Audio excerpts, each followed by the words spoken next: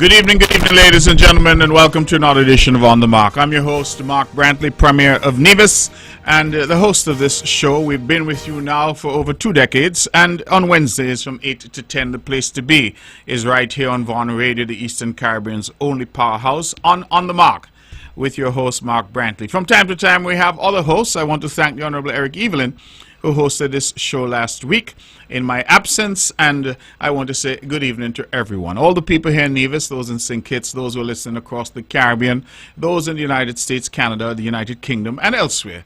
Good evening to you. We have quite a bit of ground to cover tonight. I want to start, of course, by wishing anyone out there who's celebrating a birthday, an anniversary, a graduation, all the very best. Congratulations to you. I want to wish Mrs. Wilkes. She would have celebrated her 100th birthday, and I was privileged to attend the Methodist Church right there in St. James, the Cumberland Methodist Church, and she was resplendent. I want to again publicly say happy birthday to her. Mrs. Wilkes makes the 6th centenarian on the island of Nevis. I am told that we now have 9 on St. Kitts and Nevis, so there's 6 on Nevis, 3 on St. Kitts, and interestingly enough, 8 of the 9, I'm advised, are women. So if you are female and you want to live to 100, you should probably move to Nevis, because there's something in the air here that the chemistry of that air mixed with your femininity leads to long life. So most of the centenarians are women. In fact, 8 out of 9 are women, and 6 are on the island of Nevis. We say praise be to God for them and for their lives, and I was so happy to be there with Mrs. Wilkes and to see her family celebrating with her. Her 9 children were there, and it was really an amazing celebration. And I don't know if she listens to the show, but if she isn't listening, if somebody's listening, please let her know that we love her. We certainly cherish her, and we thank her for all that she has contributed to the community of St. James. And of course, we thank God for blessing her with long life. 100 years is a remarkable feat, and she clearly is sound of mind. She knew what was going on. She greeted everyone. I went over to her and said happy birthday, and she was absolutely amazing. And so, Mrs. Wilkes, if you're listening, a happy birthday to you, and you are our latest centenarian. Many members of the public may not know, but this administration, this government that I'm privileged to lead, we have for some years now had a policy that anyone who gets to 100 is celebrated with a postage stamp. And so Mrs. Wilkes will have a postage stamp there in her image, and that will memorialize her life for posterity. And this is something that we thought we would do. I think it's a keepsake for family members, but also it's an actual postage stamp, so you could use it to post letters for those who still use letters and still send letters. So it is something that this administration introduced some years ago, and we will certainly continue to do so. So we look forward very shortly to have a stamp commemorating the 100th birthday of Mrs. Wilkes. So happy birthday, Mrs. Wilkes, and we look forward to seeing that stamp in short order. Ladies and gentlemen, as I said, there's a lot of ground to cover. Last week I wasn't here, and the Honorable Eric Evelyn, as you've heard, filled in for me. And I wasn't here because I was away on travel duty. And let me just update the public. As you know, I am very open with what I do. I believe that I have a duty as the Premier of Nevis to report. And I use this show, I use social media, I use my monthly press conference, and I use every occasion that I can get to report to the people of Nevis. And so I want to advise that I led a delegation to our neighboring island of St. Barts for something that I refer to as Saveur Caribe. And this is a celebration of the Caribbean. And this year, through dialogue with St. Barts, they decided to feature the island of Nevis. And so if you can imagine a sort of food festival, but featuring Nevis. And so we took down quite a large contingent. We took chefs, 2 chefs with us. We took someone from the Ministry of Agriculture, Department of Agriculture, who was the mango person with us. We took the Odyssey Band was with us. There were representatives from the Chamber of Commerce, the Nevis chapter. There were several artisans, and of course we had representatives from the Nevis Tourism Authority, the CEO Andia Raveri, and our head of MICE, who's Shalicia Glassford, and other members of the team. And we're very, very happy to have the entire team there, and we had, I believe, a wonderful time and a great impact. The chaps from Blue Wave were also there. They had come down because they came down with a considerable load of mangoes and other delicacies, and some persons traveled on Blue Wave to come down, others flew in. But let me just explain to the public what the purpose is. So about 2.5 years ago, I visited St. Barts, and I met with the president, President Leday, and we struck up a friendship and a relationship. And I certainly have invited him to come and see us. In fact, one of the things he says all the time, sometimes he sends me a photo from his porch, because he says on a clear day he can actually see Nevis from St. Barts. St. Barts, as you know, has perhaps one of the most successful tourism products anywhere in the world, certainly in the Caribbean. They attract a very, very high-end clientele. In fact, it's a type of clientele that Nevis also attracts. And so we thought that it was useful for us to develop a closer relationship with St. Barts. Of course, they're the French Caribbean, and we are the English-speaking Caribbean.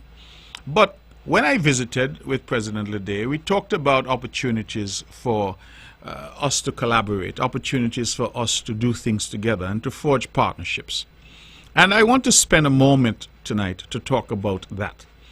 Because at the time, the Ministry of Tourism there, headed by Alexandra Crestel, she's the minister responsible for tourism there, they were actually planning a trip to another island. They said they go to basically see what the competition is offering, and they were going elsewhere. And I asked them if they would consider changing their plans and coming to Nevis instead. And I was very happy that they agreed to. And so they came to Nevis. They spent, I think, 3 days here, had a wonderful time here in Nevis. And as a consequence of that, our tourism officials then visited St. Barts. And so it was a sort of familiarization visit, if you will.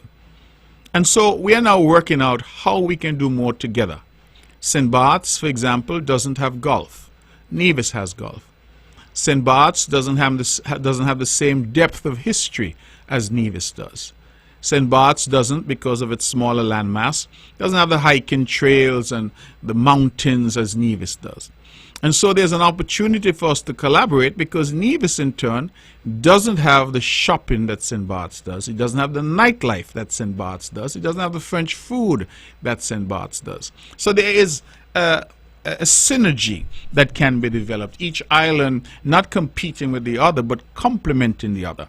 And so we have decided that we want to develop this relationship. And I want to publicly thank Her Excellency Alexandra Crestel and her team at the St. Barts Tourism Authority. I want to thank, of course, President Leday. I want to thank the entire team in St. Barts, who really rolled out the red carpet, made us feel very comfortable, and based on what I'm advised by my team, actually foot the bill for nearly all of the travel and the accommodations that we enjoyed in St. Barts. And so I say a public thank you to them. More than just building that relationship and the friendships, it was also about business. And I was very happy to see members from the Nevis Chamber who also went to St. Barts and were able to meet with the Chamber there to discuss business opportunities. And let me just say to the general public that there are immense opportunities in St. Barts. I wanted to start with the obvious: tourism. St. Barts is really only 15 minutes away by flight, small aircraft, because that's all that they can accommodate. And really, it's 15 minutes between Nevis and St. Barts. If we can get scheduled flights going in the morning and coming back in the evening, it allows our people to do what we call day tripping.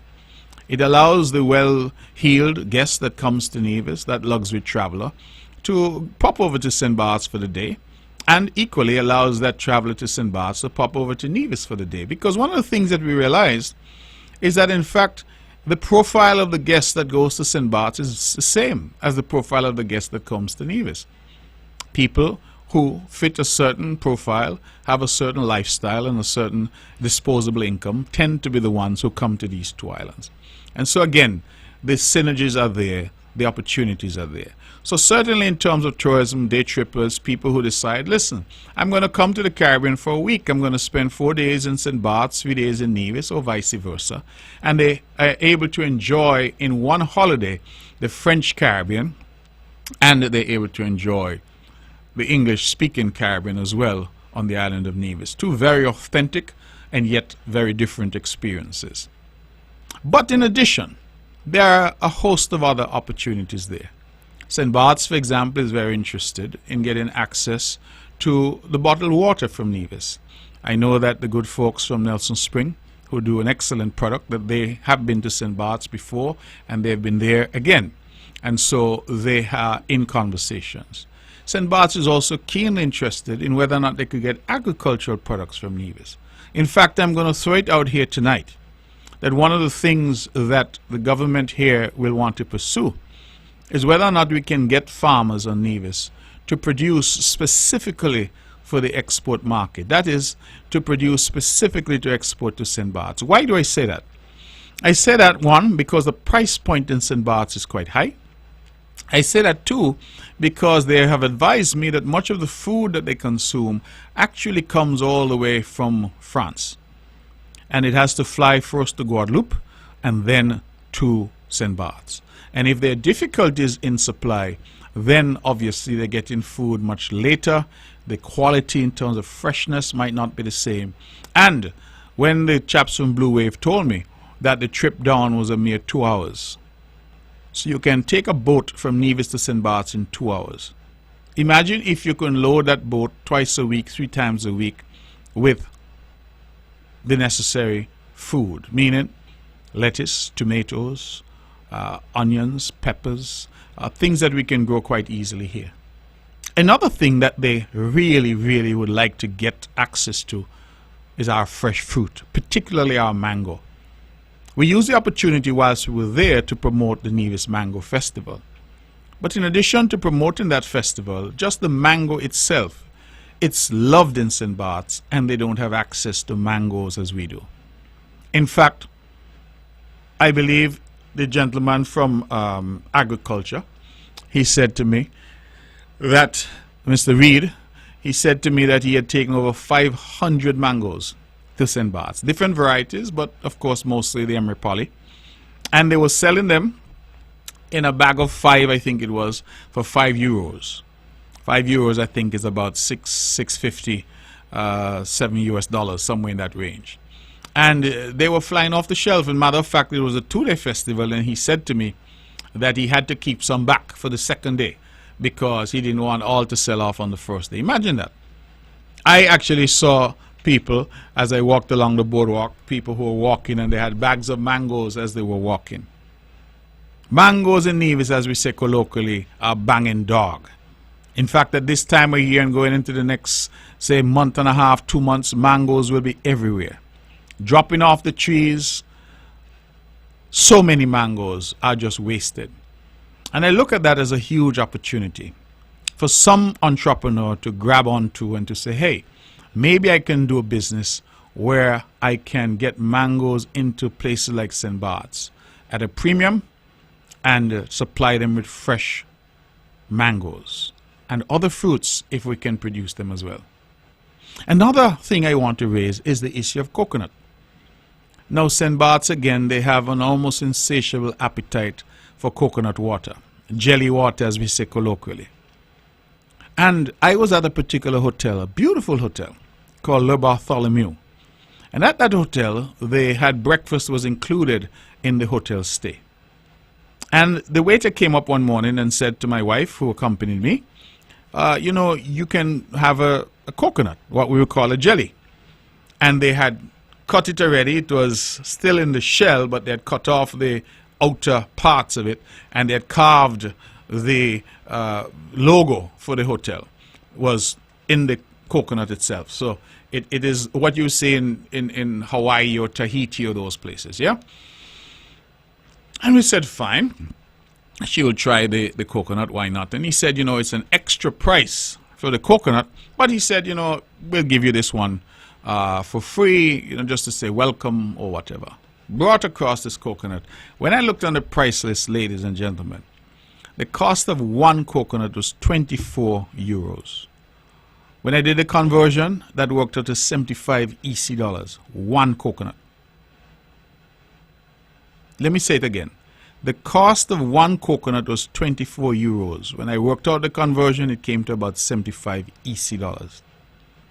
And I looked at that and I thought to myself, if again we can produce coconuts. We planted close to 5,000 coconut palms at Indian Castle. And there are other farmers I know around the island, Mackie Truss and others, who have been producing a lot of coconut.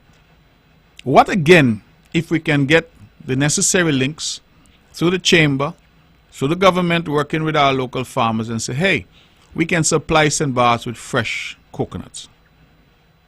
These are all opportunities. If they're selling one at the hotel for 75 EC dollars, it may well be possible that we can go down there and fix a price that turns out to be very lucrative for the farmers here. And again, since the boats can make it there in 2 hours, then I have not researched it to determine what the cost of the boat and all of that will be. But I'm saying that these are some of the possibilities that are immediately apparent in terms of what can be done. We are already through Paris Greens and Anthony Gager and so many others who are doing Shade House, Mackie Truss and others. We are already seeing that Nevis can produce using Shade House technology. Mr. Pinney, several others. I think young Najee, for Najee, I'm not sure Najee carries whether it's Hanley, but Najee as well has been doing some work in that regard. And you can see that there's also the opportunity for Shade House production, and that Shade House production, we can probably start to say, hey, can we grow some crops specifically? Find out what they need. One of the concerns that I've always had is that we have so much potential on this island, but we tend to sit back. We tend to sit back. We're very laid back as a people. And too often, when others come into this island and they hustle, we get vexed with them. We get upset with them. We see them making moves and we start to say, oh, they come to our country and they're doing better than us. I'm saying that it is time for us as a people, as Nivisians, to rise up. When we hear of opportunities, to seek them out. Too many of us are sitting back and saying, oh, it's for the government to do this and for the government to do that. I saw something recently, I think it was on social media. And there was a farmer who was cussing out the government in St. Kitts, I believe it was, and saying that he has some crop, I can't remember what it was either watermelons or pineapples or something, and he has an abundance of it, and he's saying to the minister, find him a market, find him a market.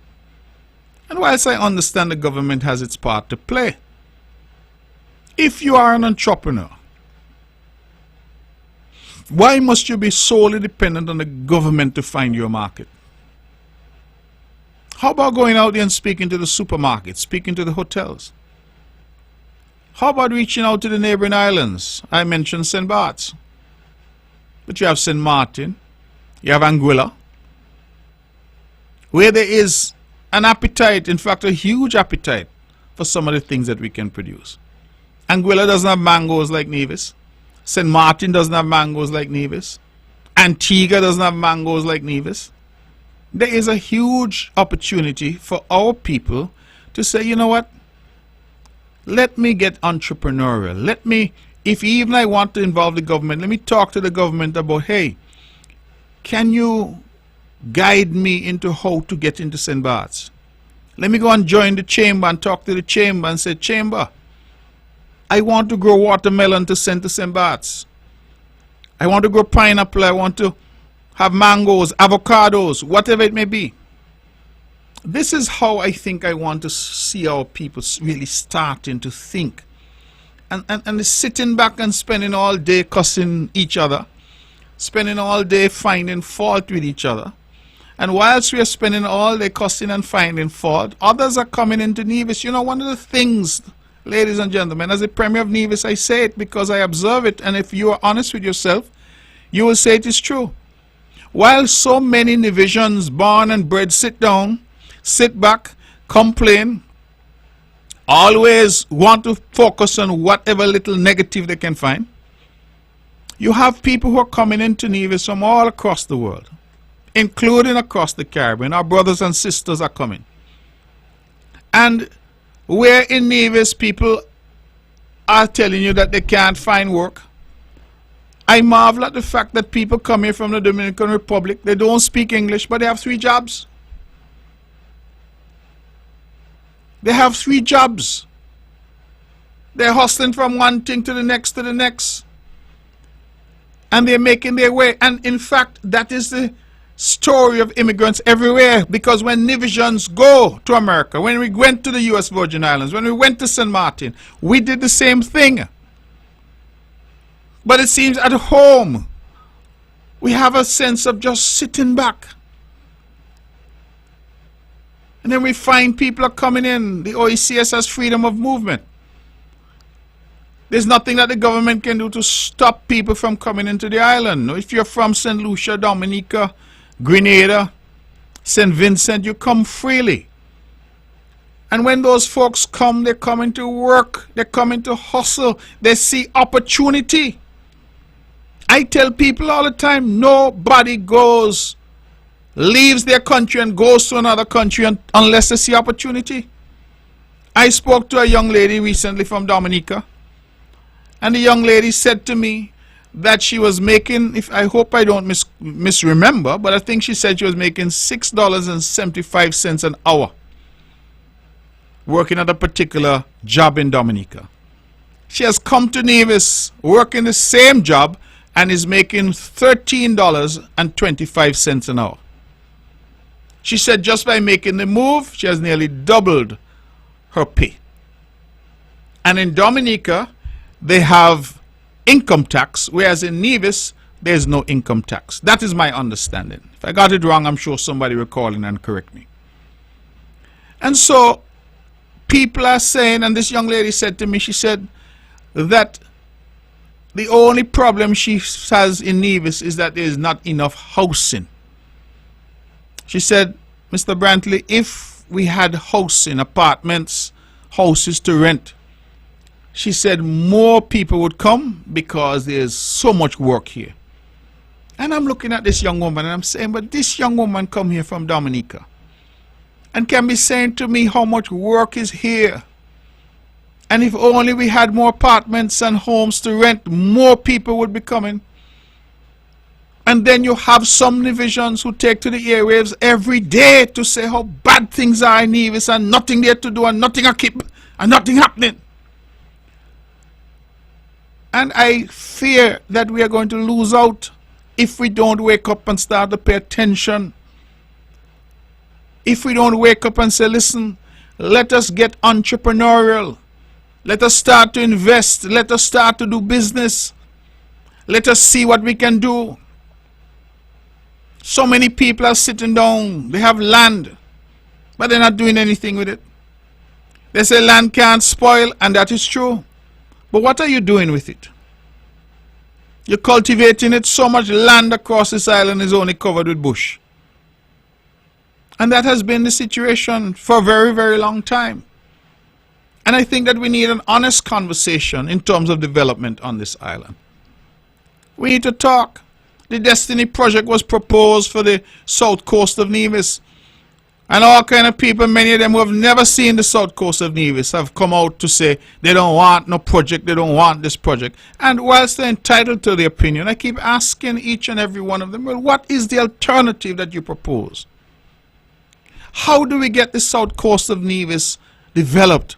There's been no development over there in the last God knows how long. Some say as long as 100 years. There's nothing over there. No roads, no water, no electricity, no infrastructure.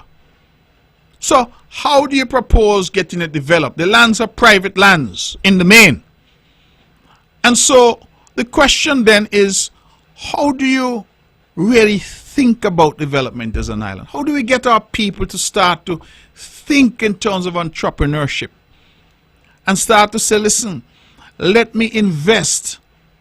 Don't get me wrong, there's some people on Nevis who, in my opinion, have done an excellent job showing the way. Great job showing the way. But there is more that can be done, and especially some of our younger people, I believe that we need to believe in ourselves and take that leap of faith. Nobody can guarantee you success, but it is far better than just sitting back and moaning and complaining. And whilst you're moaning and complaining that you can't find something to do, somebody comes in from outside and they have 2 jobs, 3 jobs. Somebody is hustling. And we need to start to have this conversation with each other, an honest conversation. In Nevis now, you want a plumber, you want an electrician, you want a skilled person. Sometimes you have no guarantee they're going to show up. You call and they say they're coming, they don't show up. They say they'll be there at 10. They didn't say 10 which day. You have these real problems. Then you have somebody who comes in now from abroad, and because they come to make money, they see money to be made. If you call them and they say they'll be there at 10 by 9:30 that you get, that's what they come for. They come because they see opportunity. So I'm asking myself the question continuously, how it is that others are staying outside Nevis. They are seeing opportunity in Nevis. They are moving their families to Nevis to take advantage of the opportunities that they see in Nevis. But you have Nevisians sitting down in Nevis who every day they say nothing will happen. Nothing will keep. Nothing will go on. I just cannot understand that disconnect. And I feel we need to start to really have that honest conversation with our own people to tell them, listen, you have to get up. You have to get out there. You have to hustle. That's the nature of life. Success, unless you win the lottery, success comes to those who put in the work. You have to put in the work. No government, nobody could give you handouts and make you rich, make you comfortable. You need to have that initiative, and I know that the people of Nevis have it. And when you look at the business people that we've had over the years who didn't have the benefit of our education today, they didn't have the benefit of our technology today. They couldn't go on Facebook and social media to advertise their business for free because those tools didn't exist in their day. And yet they did well. They did well.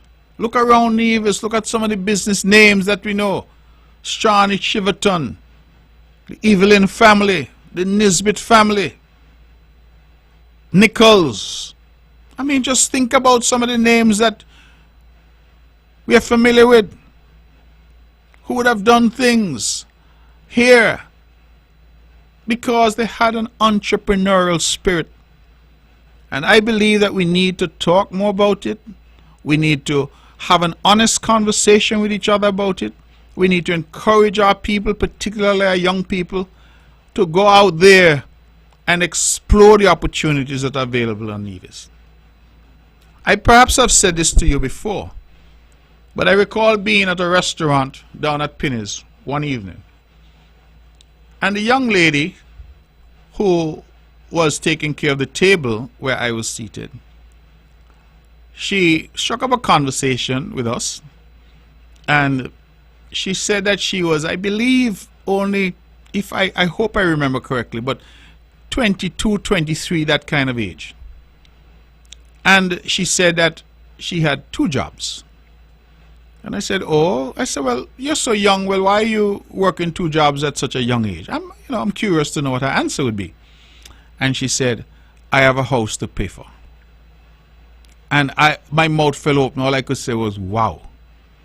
That this young Nevisian woman, 22, 23 years old, a youngster, had taken that leap and had a house, and she said she was putting in the time and doing the hustle because she had a house to pay for. And then she went on to say that she had given herself a timeline to pay off for that house. And I asked about study, would you plan? And she said yes, that's in the cards as well, but she wanted to get that mortgage in a particular position. And I said, this is the type of spirit that we need to encourage in our people. And you know what bothers me, ladies and gentlemen?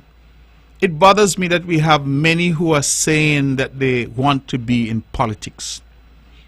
Many who are saying that they want to govern this island. And all that they do is preach the same negativity to our people. All that they do is tell our people that nothing go on for you. Nothing go on in the country dead. And while they are reinforcing that negative, others are flocking in, saying that Nevis is full of opportunity. And that is my concern. I don't care whether you're in government or you're in opposition, whether you're trying to get in government. We should all be willing to uplift our people. We should all be willing to speak to our people, particularly our young people, and encourage them. This notion of whenever you go, you start to tell them, oh, nothing go on, place dead. You're reinforcing the negativity. When in fact, sometimes what our young people need, our people generally need, is encouragement. And we must think about it, because if we don't change the approach that we have taken, we run the risk of in 15, 20, 25, 30 years, the entire society here would have shifted. And the people who are prepared to take initiative, to work hard, to hustle, to use a local terminology, would be the people who would be in the commanding heights of the economy here. I want to see Nevisians in the commanding heights of every aspect of Nevis. And that is why I'm passionate about encouraging our people and telling them, listen, anybody who comes only to preach doom and gloom to you has no interest in you.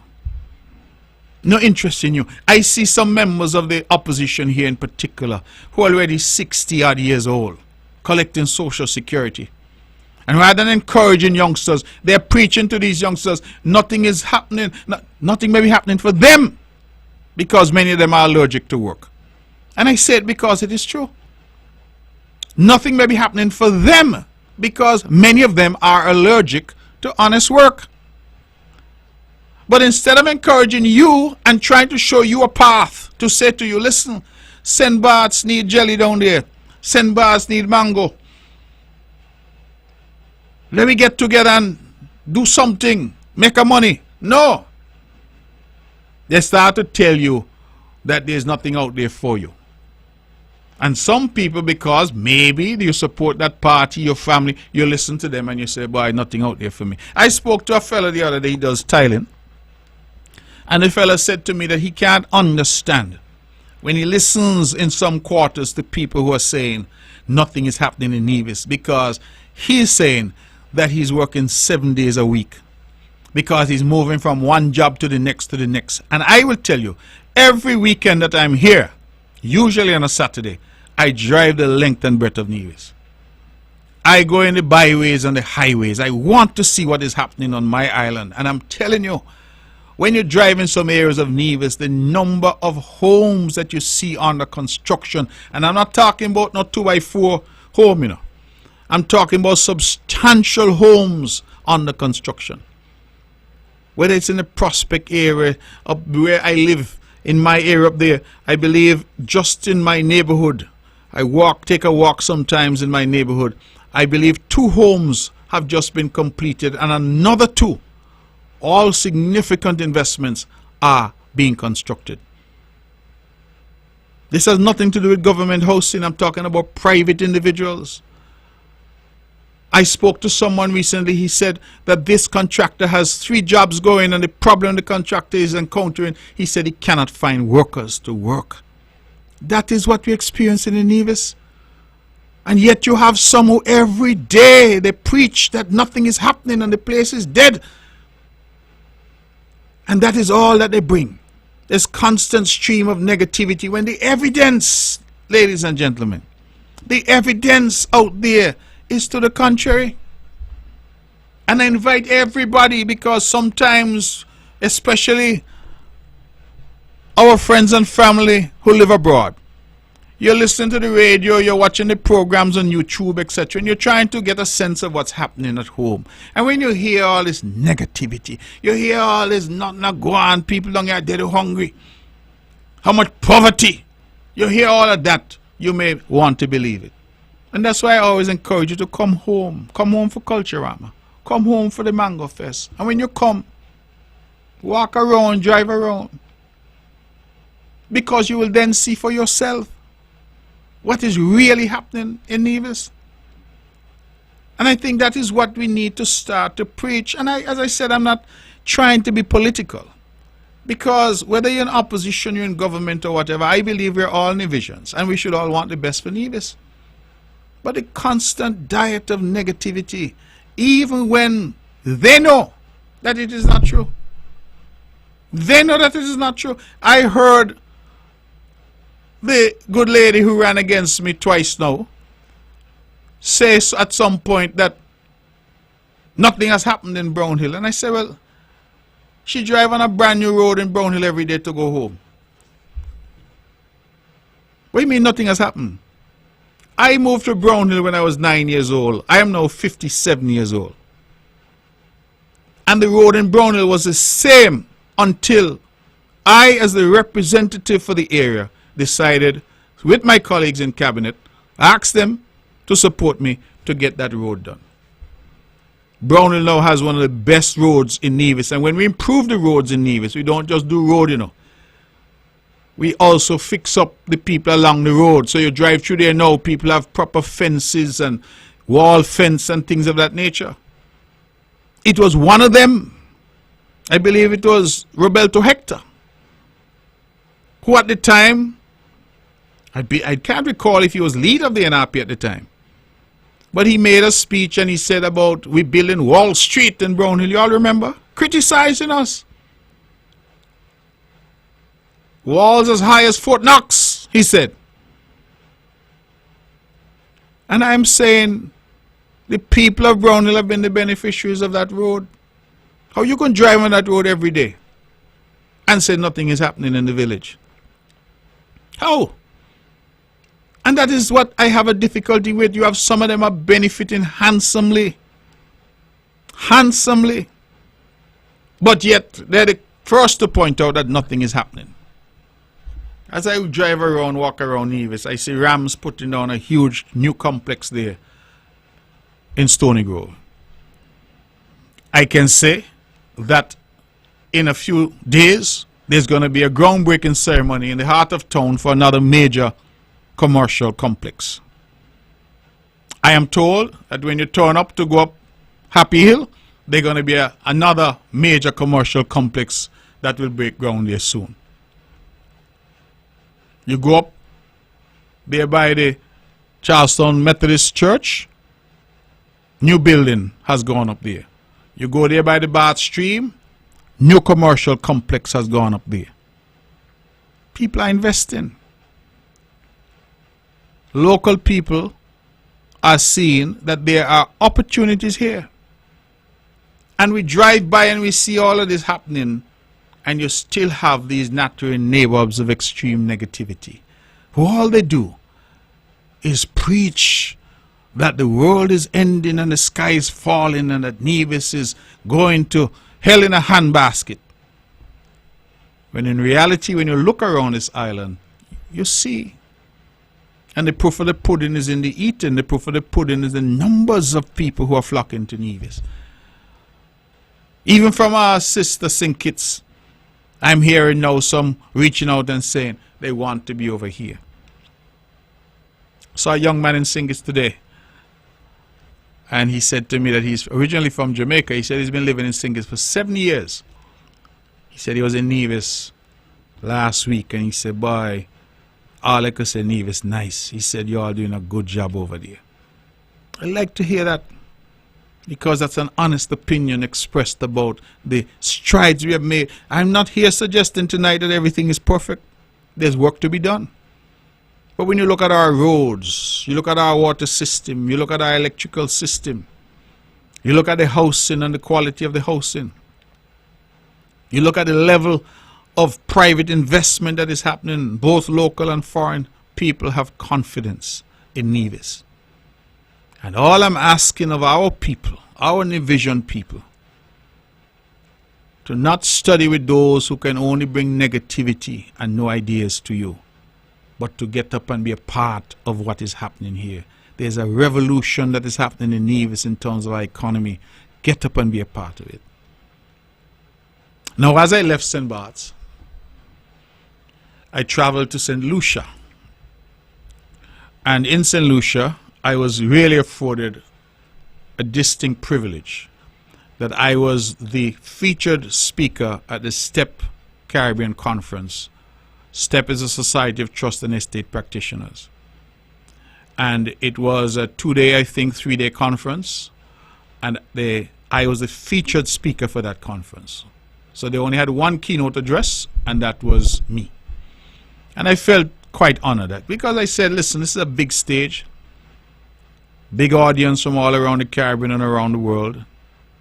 Lawyers, estate and trust practitioners, major companies, government officials. And they chose the Premier of Nevis as the keynote speaker at that conference. And I feel that when I step on a stage like that, that it is Nevis that is on the stage. And that's why I keep saying to our people that we are never limited by the size of this island. We are only ever limited by the extent of our ambition. Do not let people continue to tell us you're small, you're from a small island, so go sit down and hush your mouth. If you have something to say, something of value, you have a contribution to make, then make it. Make it. Nobody's better than you, nobody's brighter than you, nobody's more capable than you. If you have a contribution to make, then make it. It is not by accident that people are asking me to come and speak. It is because they see that there is something that I can contribute. That is the way of the world. I left St. Lucia and I journeyed to Miami. And I went to Miami for the 2nd year running as the invited guest of Liberty, which is the company that now owns Flow.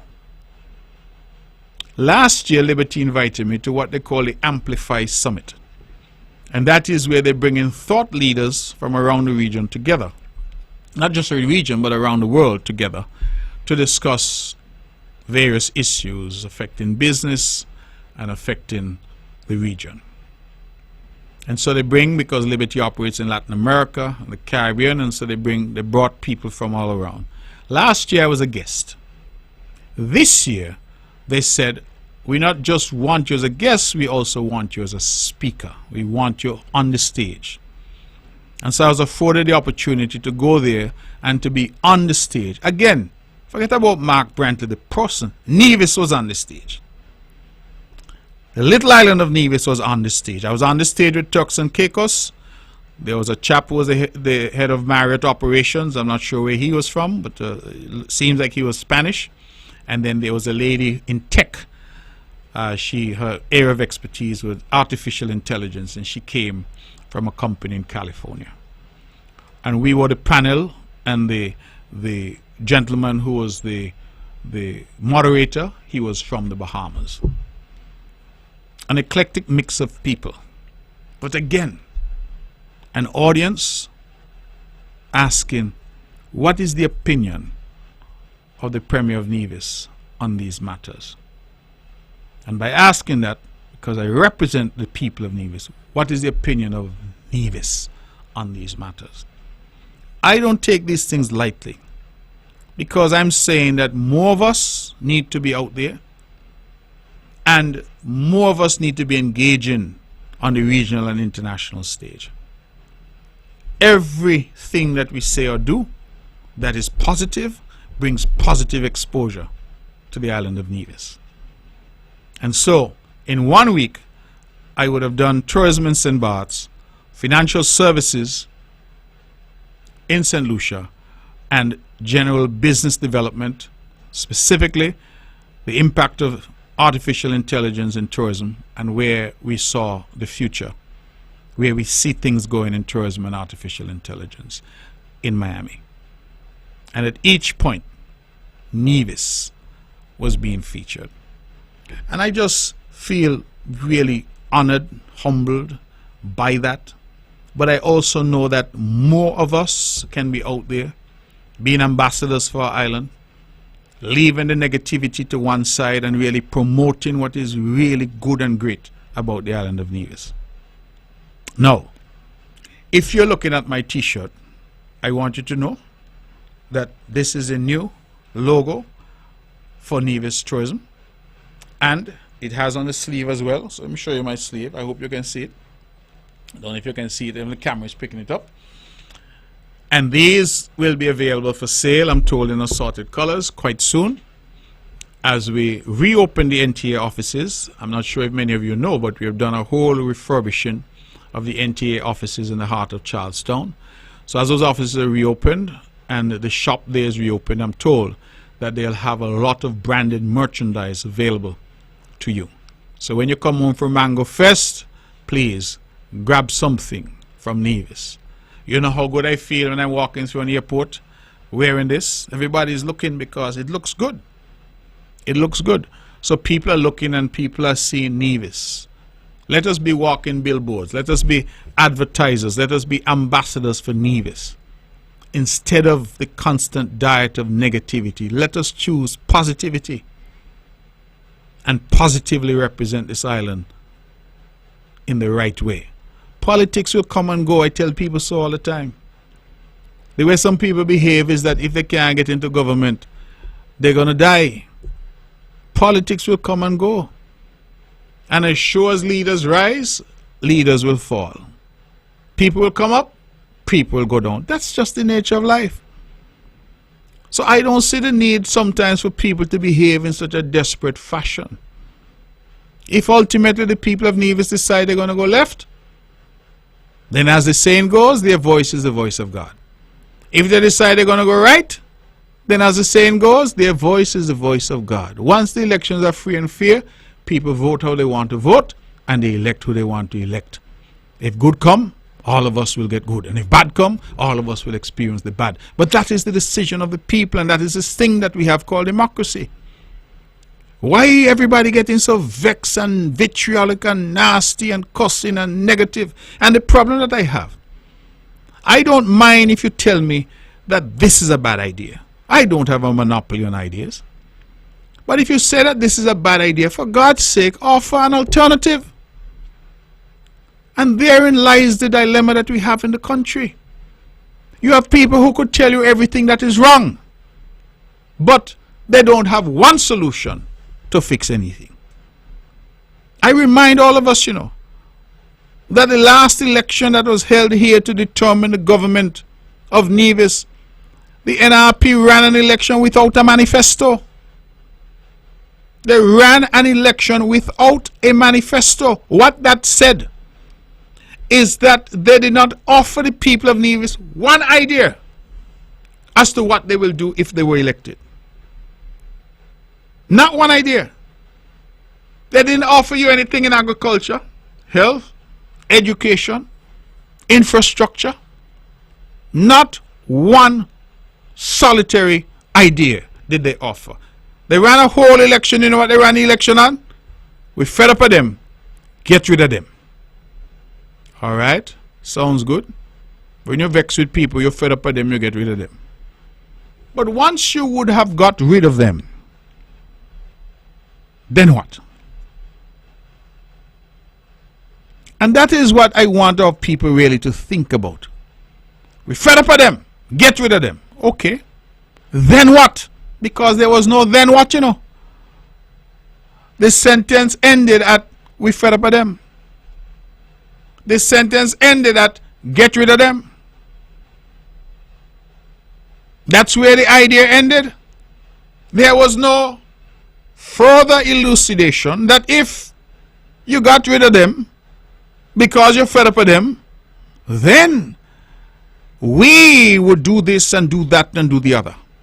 Because as I said, there was no manifesto. But you need ideas for a manifesto because you have to come up with your plans and programs and document them. And so the people of Nevis were asked to vote blindly. They were just told to go out and vote. Fed up with them, get rid of them. Vote on that. And I suppose, had they been elected to government, they could have said to the people, well, we didn't promise you anything, so I can't vex with us if we don't deliver because we never promised anything. We tell you get rid of them when you get rid of them. But what are the plans? What are the programs? Where are they? Just cuss. And so, we had a song done. And I want to debut the song tonight. Somebody tell me that the song's so good I should enter it for Culturama. But the song was done, and the song is themed around this cussing. Let me see if we have it here, and if the wonderful lady assistant Mia could cue it up. This song is called Cuss Mark. Hey, hey! You ever see people vex for no reason? No matter what happened. Same chorus! Any little thing, cuss mark. If progress ring, cuss mark. Sun come out bright, cuss mark. Rainfall whole night, cuss mark. Trying to build up Nevis strong. Same old chorus, same old song. Cuss mark, cuss mark. Cuss mark. We say we bring in more water supply. Pipe reach village, tank reach high. Instead of thanks, you know the remark. Before the tap turn on, cuss mark. We fix the road, make travel smooth. Everybody riding with a brand new groove. But pothole gone, that still leave a mark. Because they vex so, cuss mark. Any little thing, cuss mark. If progress ring, cuss mark. Fix up the place, nice and clean. Still they grumbling in between. Cuss mark, cuss mark, cuss mark. Water taxi docked by hourly bay. People moving quicker every day. Tourists smiling, business park from the shoreline. Cuss mark. More jobs coming, people employed. Young man working, mama overjoyed. But success alone could raise alarm. So they answer back, cuss mark. If mango sweet, cuss mark. If mango sour, cuss mark. Morning, evening, any hour, boy, you can't please them at all.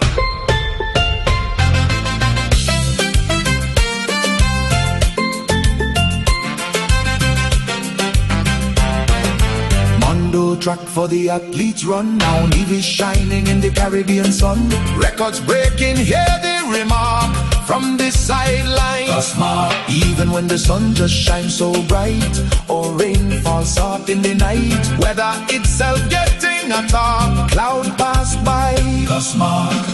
Any little thing, cuss mark. Progress rising, cuss mark. Nevis moving step by step. Still they haven't stopped yet. Laughing all the way to the bank. While they grumble, we give thanks. All together now, cuss mark.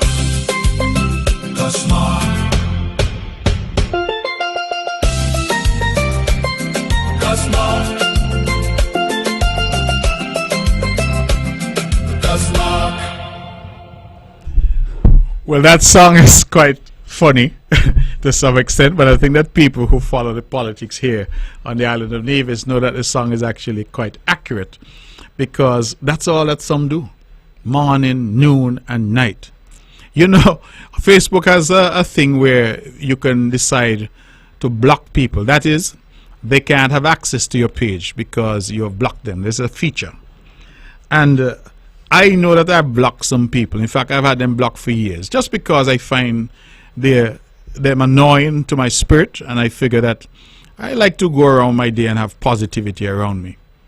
And I would post something, and within a minute or two, those individuals would somehow have it. And someone said to me, you don't realize that some of these fellows have gone far enough where they have developed fake profiles just to be able to access your page, to get whatever, to post on their page. It is a level of obsession almost which is ridiculous. And again, it's largely people who are not doing anything useful with their time and nothing useful with their lives. I don't want to get into all of that tonight, because I think Nevisians know them. By their stripes they shall be known. We know who they are. We have seen them.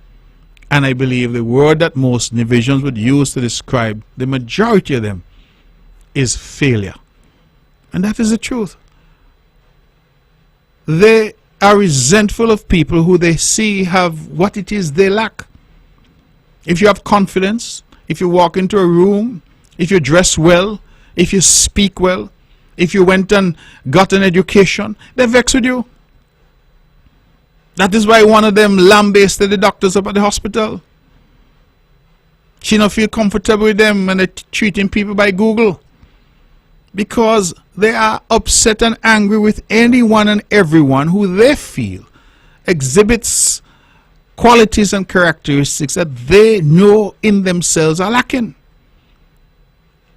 And that bothers me, ladies and gentlemen, because I think that we should live a life of encouraging others. The constant denigration, particularly when the denigration comes from people who are, in my opinion, elderly, people who are mid-60s, late 60s, some of them touching 70 just now, 70. If the psalmist is correct, that is all that is promised to us. And instead of seeking Jesus, they're on the radio every day cussing people. That can't be right. It can't be how we plan to build Nevis. And so I really encourage our people to shun that kind of behavior. I encourage our people to strive for excellence, to promote excellence, and to have pride in what we're doing on this island and what we're seeking to do. It is, to my mind, very important. Now it is almost 9 o'clock, and I believe I want to play that song again to take us to the 9 o'clock hour, and then I will open the lines. So if we can cue up that song again, it is a monster jam being released here on Von Radio for its live release on radio. It has been on social media before, but certainly here on the Voice of Nevis, the Eastern Caribbean's only powerhouse, VON Radio. The song Monster Jam, Cosmark. Hey, hey! You ever see people vex for no reason? No matter what happened. Same chorus. Any little thing, Cosmark. If progress ring, Cosmark. Sun come out bright, Cosmark. Rainfall whole night, Cosmark. Trying to build up Nevis strong. Same old chorus, same old song. Cosmark, Cosmark, Cosmark. We say we bring in more water supply. I preach village, tank reach high. Instead of thanks, you know the remark. Before the tap turn on, Cosmark. We fix the road, make travel smooth. Everybody riding with a brand new groove. But pothole gone, that still leave a mark. Because they vex so, Cosmark. Any little thing, Cosmark. If progress ring, Cosmark. Fix up the place, nice and clean. Still they grumbling in between. Cosmark, Cosmark, Cosmark. Water taxi dock by hourly bay. People moving quicker every day. Tourists smiling, business park from the shoreline. Cosmark. More jobs coming, people employed. Young man working, mama overjoyed. But success alone could raise alarm. So they answer back, Cosmark. If mango sweet, Cosmark. If mango sour, Cosmark. Morning, evening, any hour, boy, you can't please them at all.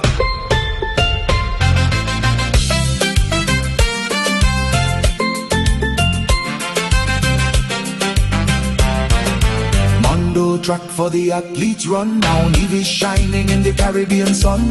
Records breaking, hear the remark from the sideline. Even when the sun just shines so bright, or rain falls soft in the night, weather itself getting a talk, cloud pass by. Any little thing, progress rising. Nevis moving step by step, still they haven't stopped yet. Laughing all the way to the bank, while they grumble we give thanks. All together now, Cosmark.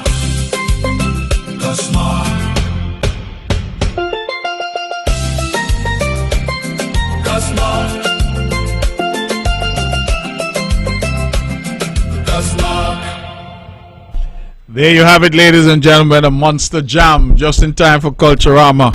That, I believe, is going to be an interesting song that people love. People are messaging me like crazy. Some say they want it for their ringtone, but it's an interesting sort of song that pokes fun at some of what you hear passing as public debate in Nevis. And it's very regrettable because, as I say, mango sweet, Cosmark. Mango sour, Cosmark. Cloud passing, Cosmark. That is just, it gets to a point where people are just fed up because people are saying, listen, if you want my vote, if you want me to place confidence in you, well, tell me what you're going to do. Tell me what you bring to the table. Tell me your qualifications. Show me your record of success. If you say you're going to create jobs for people, have you ever created a job for anybody before? Are you yourself in a job? You say you want to generate small business and promote businesses. Have you ever created a business? Do you know what it's like as a small business person to pay social security, pay wages, pay rent? These are the things, because the message and the messenger all have to be examined. But if all that you're getting is a constant, barrage of cussing, then who does it help at the end of the day? Because all of us could cuss, I could cuss good too. I go up down Henley Part and Brownhill, we know how to cuss. Cussing is easy. Ideas now. Persuading people that what you think can be done to advance this island, that makes sense. That's the harder part. And therein lies the difficulty. Anyway, it is now 9 o'clock, and I'm going to take your calls at 869-469-1616 and 869-469-1700. If, of course, anybody out there wants to talk to us, the lines are open, and we invite you to call in and say your piece. While we wait for the phones to call, I will continue to, of course, talk to you. Okay, the phones are going, so let's go to the phones. Good evening, caller. You're on the mark. Hello, good evening. Mavis Paris speaking. Hi, Mavis. Good evening to you. Hi, good evening. I'm going to give you the bad first. The educational system is partly at fault for technical studies here in Nevis. I am a teacher now for 30 plus years. I have championed Tibet training up and down many workshops, built myself, traveled in my old age. However, the system is not set out, the educational system is not set out to introduce the children early enough to the technical skills. There was a time I kept proposing, along with some Jamaican teachers who already had it in their system, that we do the technical subjects in first form, where they would have a rotating basis where the children were already introduced to small tools like pliers, basic welding in metalworks, introduced to hand sewing for clothing and textiles, where they could do the embroidery, make the little bags and those kind of things. We still in the antiquated system for technical subjects that they're teaching only woodwork and home economics in first and second form. You have to wait to third form to scramble and get into a CXC, technical program, when in fact the children are already turned off and not having the opportunity. They don't even have the subject called craft anymore. And we are robbing the children when we don't have craft, because we are robbing them of creative thinking. We are robbing them of hand-eye coordination. We are robbing them of motor skills. This is the wrong topic you touch, because your friend will fix you for it tonight. We don't have to be big to do it. All them pallets they available getting burned. The children and them could have been using them in the school, making things. When I was 11, 12 years old, a neighbor had taught me to make an airplane out of those same pallet wood and never collect more old sandpaper and rub. If you come to me house, the things that I make to make it look good and to feel good. People try and wear a pillow every December. But this is polyfill. It is something that is easily washed with hot water and Clorox. They not to cover the pillow. They just have to change the outer case. But if they could have saw from such time, they would have been able to help themselves that way. Another thing, parents play a hand in this too. You don't have no naked people walking up and down Nevis, but a lot of them tell the children don't do clothing and textiles. When we have a job training program in school, a lot of them tell the children they lie down home because the people then not pay them to teach them a skill. Mind you say, go to this woodwork center, go to this gas station, go to this metal welding place. And the parents, mind it's educational, and the parents and themselves at home because they just work you out. They forget the other end, that the children were learning a skill and would have come out capable of helping themselves. The next part now is entrepreneurial studies in this school. We're not doing a good job at that.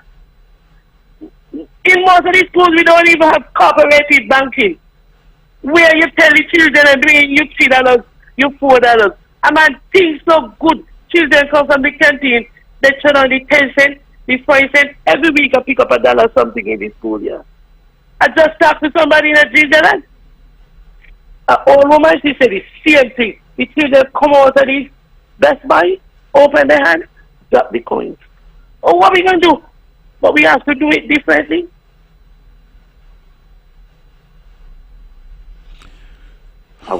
Mavis, you've said a lot, and I think that a lot of what you say we have to take on board.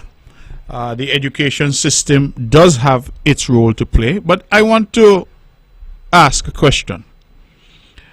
The education system that we have today, whatever the criticisms of it may be, it is far advanced to the education system that we had in yesteryear. So I'm curious as to why, in your view, Nevis was able to produce entrepreneurs who didn't have no subject, but had entrepreneurial zeal and entrepreneurial interest. I mentioned some names earlier in the program. And nowadays, we are not producing entrepreneurs. Our people are sitting back. And we then say, well, it's the education system. It's the parents. It's the this, it's the that, it's the TV. It's cable, it's these phones. I'm just curious as to why that is. Because to my mind, there is something called drive, something called ambition that is not really taught in school or taught wherever, you know. It is an innate thing. You could have, wait, let me just finish. Wait, just let me finish. You could have all the talent in the world. You could be a very talented natural athlete, but if you don't put in the work, if you don't go out there, if you don't grasp the opportunities, if you like to sleep late and party late, then what is that talent going to do for you ultimately?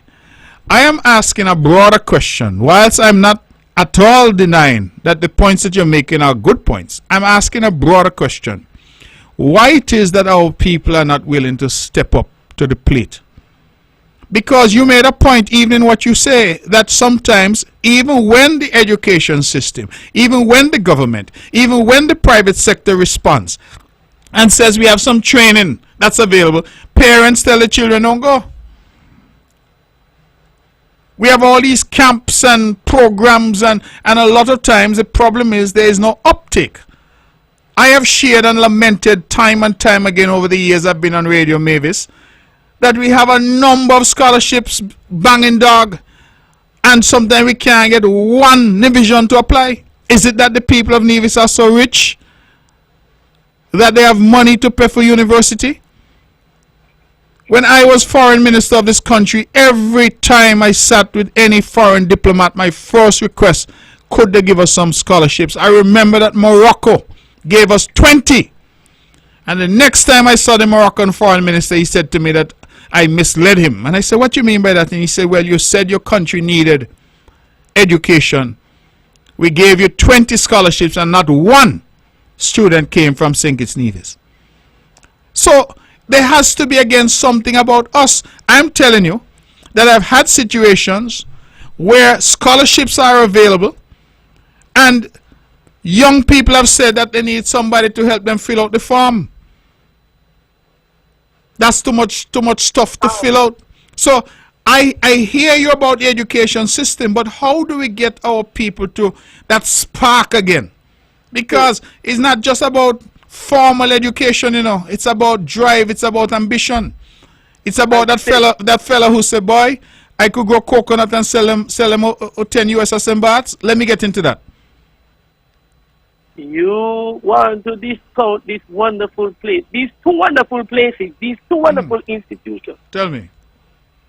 Church and home. If you don't give a child in a primary school an iPhone, what are you going to work for? What is there to be motivated to get? If a child could willfully mess up his shoes and get a new one right away.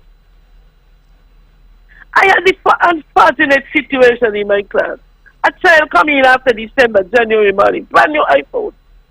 Whoops, the first week, the phone drop out, click the screen right there. The child don't even watch the phone and the flow good. The child said, me gonna get another one. 3 weeks later, me ask the child about the next phone. If girl could pull up this old phone, she has to show me that the new phone is in transit. And the mother not do nothing for being careless to drop the phone. Necessity is the mother of invention. There is no hunger in our children, and they're not going to hunger in our children, because food is always there for them. Food is there for them. And everybody, even who you don't even expect, they expect that you should baby your child right too. The most I wanted from my 21-year-old daughter was he give me a degree and a child in a 1 month, the associate degree. And I wanted a job for her because I was not going to mind any. People telling me one child and me supposed to look after grandchild and me supposed to do this. Well, guess what? She don't live in me house because I am not carrying dead weight. She could spend me money when me dead, but she ain't going to spend it while alive as I gave her an education. People say I harsh, but that is the reality. You have to make them want it and understand what is mine is mine. What is mine is not ours. You got to work for it. My father said you don't look for what you don't work for. And if you know what's happening, it don't come easy. If it's worthwhile, you got to work for it. You got to build for it. A lot of us want to run down the road instead of start by crawling. And then when we reach and the foot gets a little stronger, or we get fed up of the knees being scraped rock, that we finally say, maybe I should build me hands and build me foot and do some exercise. The more you work at it, the better you get at it. Well, let me ask you a question, Mavis. I mean, we ran out of time, but I want to ask you this because it's a situation that I have commented on myself, that many of us grew up very poor in terms of financially not having the means. Lots of us didn't have enough to eat. Lots of us didn't have proper accommodation. Lots of us didn't know what indoor plumbing and electricity was. There is a natural inclination, I think, in humans that we do not want our children to struggle the way we struggled. So that when we have children, we want to give them a better life than we had. And sometimes I ask the question whether we would have overcompensated to the point where, as you say, the iPhone, it mash up, you get a new one, no problem. It's almost as if we are trying to ensure that we insulate our own children from the hard life that we had growing up. Although, to be honest, we only look back now and think it was hard, but I never noticed that it was hard when I was in it. So I'm asking the question whether or not we're not, in a way, asking sometimes people to go against their own innate human nature, which is to offer their children better than they had. You see, the parent who sit down and do some critical thinking, who look in their head and say, but if I give this Johnny everything, well, what Johnny gonna work for his own self? The same parents and them who you talk about. If you hear their stories, the Hunkins, the Nichols, the Nisbets, them picking egger they had to get up as picking egger to go work in the business. That's true, yes. So it wasn't handed to them, and they already knew that industry is indeed a virtue. So it wasn't handed, and this is what, when people, I have co-workers and so who say, I said, me trying a private school because I don't like this. I said, well, you guys never find fool and waste your money too. And then, my thing about private school here in Nevis was more opportunities were in the government school.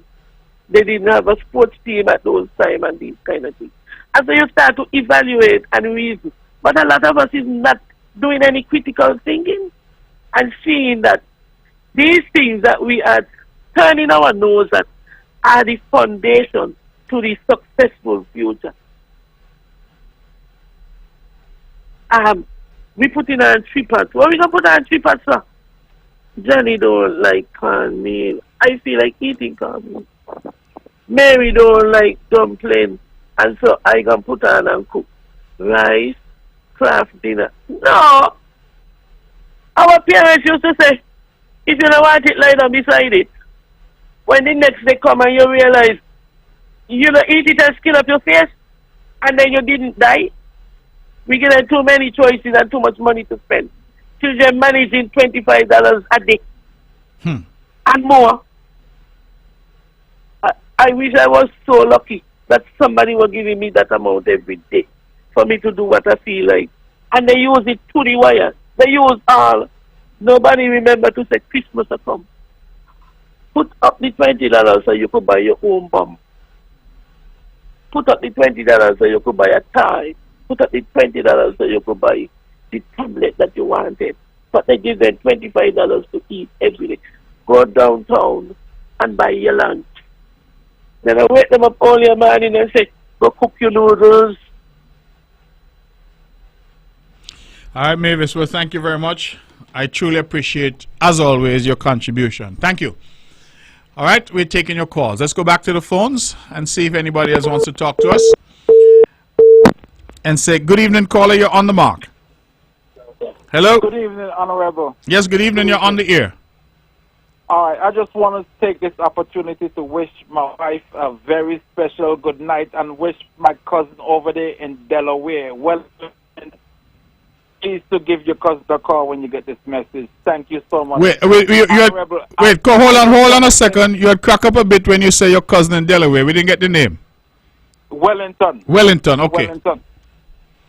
Yes, and I just want to say thank you so much for doing such a wonderful job in Nevis and keep doing the positive stuff and wish you guys all the best this year, all the way. Thank you. Thank you so much, man. I appreciate it. All right, thank you. Okay, God bless. And I'm calling from Baltimore, Maryland. Oh, wow. All right. What's the weather like there? Well, today we had was 94 degrees, but tonight we're supposed to be getting down to the 60s. So. Okay. Okay. All right. So you're having hot days and cool nights. Okay. Thank you so much. All right. All right. Thank you. God bless. Strong. All right, brother. Great. All right. Okay, good. I'm really grateful for that call. All the way from Baltimore. See, that's the power of the internet. Everybody's listening all around the world. Let me just say, I should have said at the top of the show that the Masters Cricket Tournament is happening here this weekend. We also have a major drag racing event happening here this weekend where cars are coming in from all across the region. And the St. James Raceway is going to be, packed with action. And the cricket as well. There will be cricket at ETW Park, at Brownhill playing field, and around the grounds in Nevis. And the Masters are vying for supremacy. So it's going to be an interesting weekend here in Nevis coming up. Let's go back to the phones. Good evening, you're on the mark. Mark, good evening. Good evening to you. Okay, Mark, I want to know what the Mundo track for again. I come to you with the story. Where you want the Mondo track? What is there for? Yes, Mark, I want to know. It's there for... A lot of things of the guy, and they were you telling me something, and I seen something different. Well, the Mondo track was built for the athletes. We've had the various athletic meets there, inter-primary. A lot of people use it for training and exercise in the mornings and in the afternoons, the people from all around Nevis. And then we've just added now a six-a-side FIFA football pitch over there in the back. So it's really a sporting complex. Okay. But I see the animals, them is the sporting complex now because it's side gate for Long Pine Road. It's open and the animal, they're going on sports too. So you got to put on a show for the animal them in there. Well, it seems so for true because it is something that I have complained about. The farmers need to control their animals, one, and those who are using the facility need to close the gates, two. It's a simple solution. Mark, yes.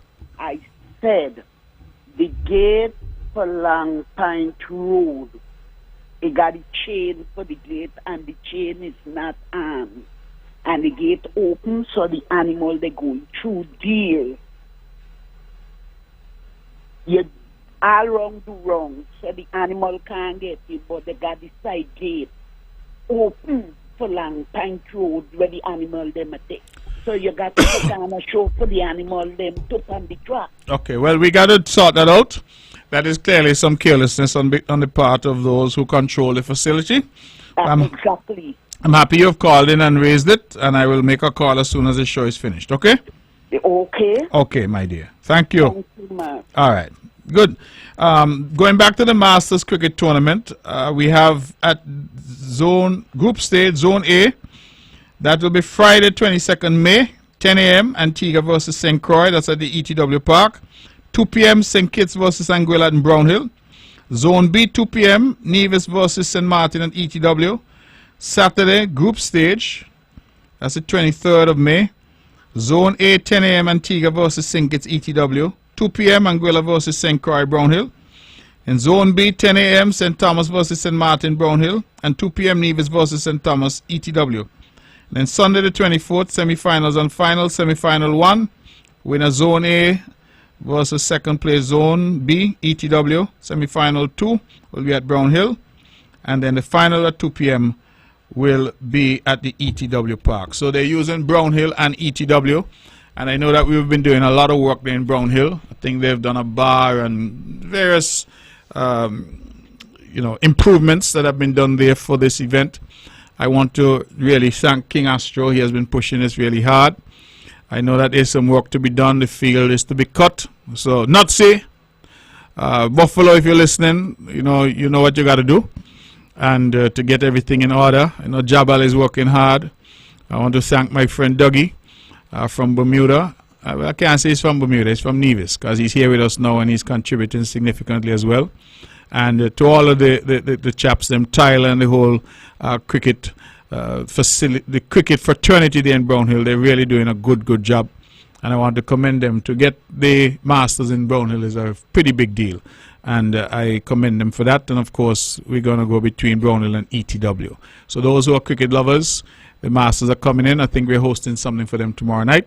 And they should have a wonderful time here in Nevis. Let's show them our hospitality. And as I said this weekend as well, you have all the racers coming in from across the region. Let's go back to the phones then and say good evening. You're on the mark. Good night, Honorable. Good evening to you. And how are you doing? I am doing well, and it's always good to hear your voice. Yes, welcome back. Yes. It's forward, not back. Yeah, and you know, a lot of mangoes in Antigua, they say, you know, they're up the banging there. No, man, no, not like Nevis. Oh, well, maybe not like here, but some people really have a lot that they say them up the talk and beg people come look mango. Okay, Yeah. Anyway, my scripture tonight is taken from Psalm 128. I'm only reading 2 verses. Blessed is everyone that feareth the Lord, that walketh in his ways, for thou shalt eat the labor of thine hands. Happy shalt thou be, and it shall be well with thee. That's the end of the reading. Mr. Brantley? Mr. Brantley? Yes, I'm listening to you. You know what's happening? Yes. The children today don't have no ambition. They don't have no ambition. And, you know, sometimes the poor parents and them got to talk and talk so much sometimes, they raise them pressure. Because, you know, they not bang them and so forth, you know? They not give licks. And sometimes it's better you don't even bother hit them, you know?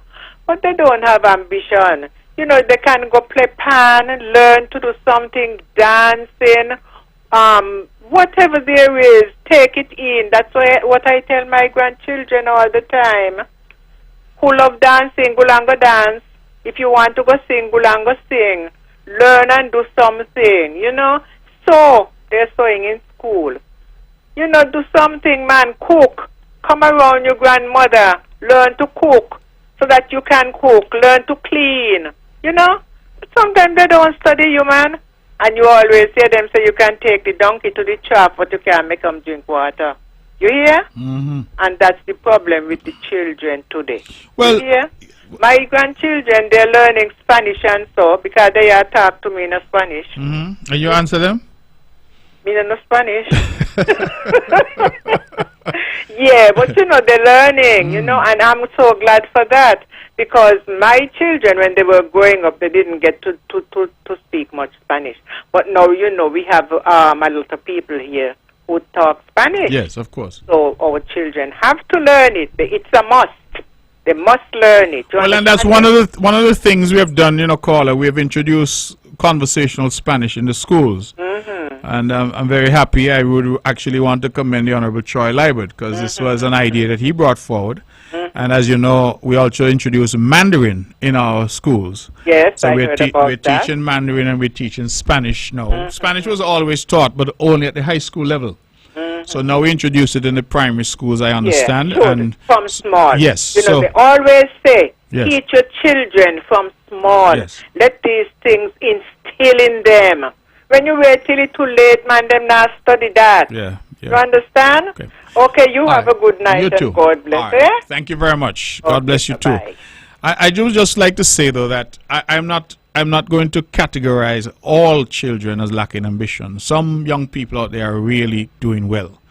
I do believe though that we have some others who are lagging behind, and a lot of that is the negativity that is being preached to them every day. If every day you are told that nothing will go on for you, nothing will happen for you, you start to believe it. And that is why I'm saying that those of us who are older, and because we're older, we're said to be wiser, we need to really act with wisdom and speak with wisdom and try to encourage our people to strive for excellence and to hustle and to do the necessary. Because you're not going to get anywhere lying down in your bed at home watching Netflix. That's not the way the world works. If you hear that something is happening down the road and it could be a benefit to you, go and check it out. Some want to lie in their bed at home, watch Netflix, and you must bring the food in the bed to them. And if you don't do that, it's somebody else's fault. Others now here, food down the road are share, so they get up and they go for the food. And that's the difference, I think, between those who will succeed and those who will not. And I want all of our people to succeed. There's opportunity galore in Nevis. This is not the Nevis of old. Opportunity galore in Nevis. The caller just talk about people learning dance and song, piano and music, people learning Spanish and Mandarin. I mean, so much is happening here. I had a meeting just recently with two persons, expats, they're from New York, and I was so surprised when the lady said to me that next summer she's bringing her children to Nevis for summer camp in Nevis. I said, what? She said, yes, when she looks at the program that we are offering here for summer camp. She's bringing her children from New York because she said it's cheaper, far cheaper, and the quality of what we're offering here, she can't get it there. And I said, wow. There's things happening on this island, but our people need to embrace it, grab it with both hands. Grab the opportunities. That's what I want to see. Let's go back to the phones and continue to take your calls. Good evening, caller. You're on the mark. Caller, we just missed you. Please call back. I apologize. 469-1616, 469-1700. Let's go straight back to the phones. Good evening, caller. You're on the mark. Good night. Good evening to the Honorable Mark Brantley. Good night, the Honorable Premier. Good evening, my brother. How are you? Oh, not too bad. I'm just hanging in here listening to your Zuja. Yes, thank you. Now, Mark, I hear something in your delivery. You was talking about the farmers in Nevis. Yes. That they could find market themselves in other countries. Yes. Because you say you went to St. Barts and they tell you about the mangoes and everything down there, right? Yes. But Mark, let me tell you something. You know, back in the 70s, coming up under the right Honorable Robert Llewellyn Bratcher, he had a depot and a place they call Simaco. Yeah, I heard about Simaco. Yeah, where those was created to the farmers to carry the products, and them will find where in other countries like Tatola, St. Martin, St. Thomas, you had a boat near Chrissy boat, and all those boats used to come up and they get food from Simaco because the local farmers them used to carry the food there. You know, because they provide for the local farmers. Yes. So he's saying you to say that, right? I don't believe that you should make a statement like that. Because I believe that the agriculture department and the government supposed to pave the way for farmers. Because farmers working in the ground every day, they don't have no time for that. If they could get the products sell locally, that is good for them. But if they got too much of things, like sweet potatoes and all those things, right? Back in the time, we used to carry them to the Simaco. And when Simaco send some to the depot, they will sell some to the local supermarket, and they make wait for this, like when Chrissy boat come, they send them some to St. Thomas and Piga or different countries. You understand? So I believe the government, trying to say that, I believe the agriculture department with the government supposed to provide those things overseas for the farmers, make way for the farmers. Don't you think that is a good idea? Well, yes, I am not suggesting that the government doesn't have a role to play.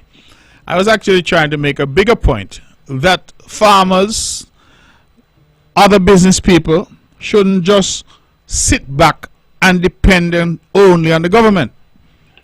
So, for example, when I see a man in Sinkers have an abundance of pineapple, yes, and he calling on the minister to provide a market for him, I'm saying, but I wonder if he make any calls to Nevis.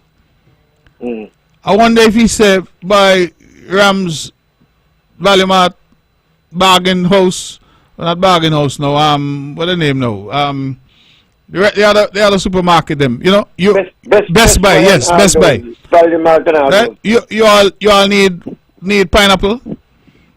You know, I mean, my point is that I believe sometimes we like to sit back and we say, is the government's responsibility. But you see, Mark, what happened, right? No, what happened, right? Government, listen, government agriculture could give them a start in that way. Listen, Carl, I'm not suggesting that government doesn't have a role to play now. Yes.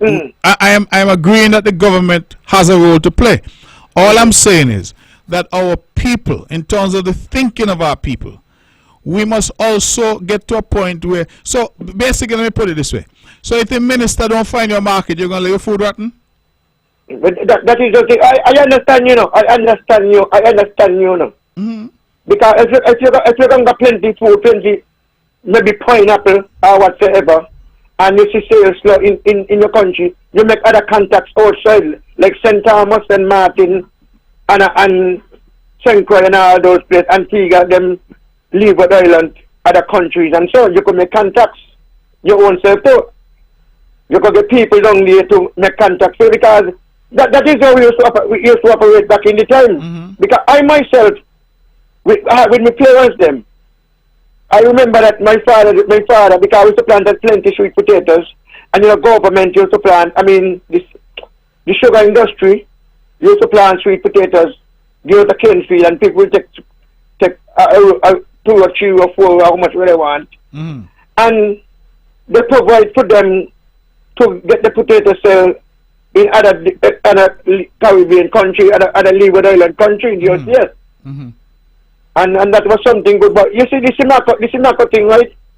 This Marco thing was a bad management under the leadership of Dr. Douglas. And Mark, saying this to say that, right, if these men had any use for farmers, I believe Simako will be still, and the depot will be still. Because farmers down here treating the same gun too. Mark, you go in the market, especially Saturday time, maybe you see somebody old, after 11 o'clock, 8 o'clock. The market dead, nobody in the market, Mark. But is that and because... He needs some help from the agriculture department and government, everything like nothing happening. Are we here just talking, and just gonna coming from news and coming from the radio to make things so good when nothing like that. Far from the truth, Mark. All right. Okay. And this is what we suffer up. I hear the lady talk about sugar animals and all anything. They will enjoy. Mark, up to today, me, because of carelessness with the government, me and get some land. Up to today, I went to courts. I had a court case with me from 2021, and I had a course matter with a guy, some animal company farm, and eat down so much a thing. With nothing far from the truth, nothing like that. So the court case went, you in the case? No, the case tried me back because the liar outsmart me in the court with the case trial. And the liar outsmart me. But the liar said that you appeal the case. And now I will after that. I see as someone's come to me that I got a court matter to a bill to the courts. To pay the money? Understand? So I went to explain to the magistrate with whatever. She said I got to pay the money. And that because a careless, a slackness with our government down here. No provide land for farmers to where the animals just gain out land. People just squatting on land, coming up, squatting in the mountain, planting this, planting that. You understand? And nobody from the agriculture department coming and, paying attention to what's going on. Okay. So people just come up, they poison the animal, them. They come in, some of them in fencing, then they buy the land, and all these things, and this is where we, the small farmers in Sinkits,